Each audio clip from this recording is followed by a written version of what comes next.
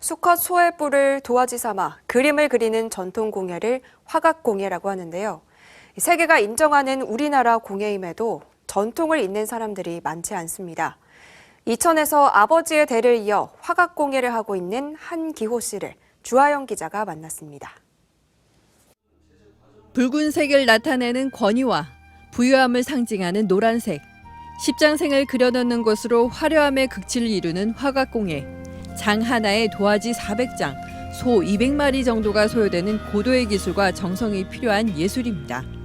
왕실과 귀족층만 소장했던 화각공예는 화려할 화, 뿔각, 말 그대로 뿔에 그림을 그리는 공예작품. 17번의 골각 과정과 16번의 채색 과정을 거쳐야 완성되기 때문에 전통을 이으려는 사람도 많지 않습니다. 어려운 과정을 거쳐야 하는 이 분야의 한기호 씨는 무형문화재 경기 29호인 아버지 한춘섭 씨를 따라 화각 공예를 시작했습니다. 회사에 쏟아부었던 열정을 아버지 형이랑 같이 화각 공예에 열정을 쏟으면 지금보다는 더 나은 화각 공예가 되지 않을까. 아버지 고향이자 마지막 작품 활동을 벌였던 이천시 부바릅에서 한기호 씨는 여전히 화각 공예에 매진하고 있습니다.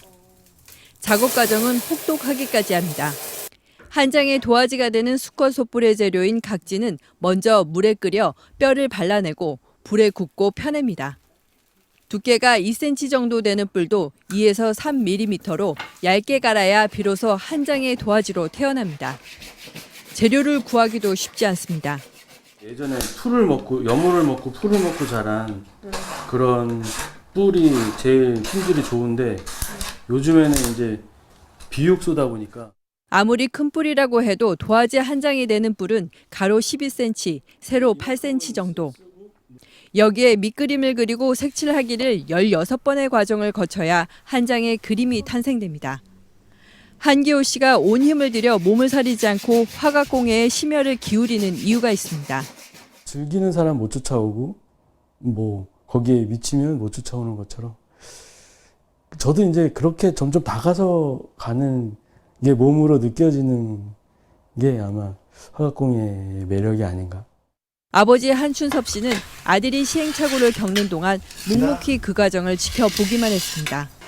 스스로 깨달아야 더 좋은 작품이 나온다는 신념 때문이었습니다. 그런 시행착오 덕분일까? 한기호 씨는 화각 공예의 수성과 복구에서 뛰어난 실력을 발휘하고 있습니다. 전통 분야에 대한 수상도 수십 차례나 받았지만 그가 더욱 공을 들이는 부분은 따로 있습니다. 바로 화각 공예의 대중화입니다. 대중들이 많이 접할 수 있는 그런 장소에다가 이런 화각 공예뿐만 아니라 이런 다른 공예품들도 쉽게 접할 수 있게. 화려하고 아름다운 전통이 사라지지 않게 그가 할 일이 또 있습니다. 물론 명장 공인까지 올라가고 싶은 큰 꿈이 있고 그거보다도 더 큰 과제라고 해야 되는 거는 화각 공예의 맥이 끊기지 않게 두 아들 중에 한 아들이라도 이 화각 공예를 꼭 전수 받아서 고도의 기술과 정성이 필요한 화각 공예. 전통을 이으면서 대중화에 한 발짝 다가서려는 그의 노력이 이천 지역에서 조용히 빛을 내고 있습니다. 키브로드 뉴스 주하영입니다.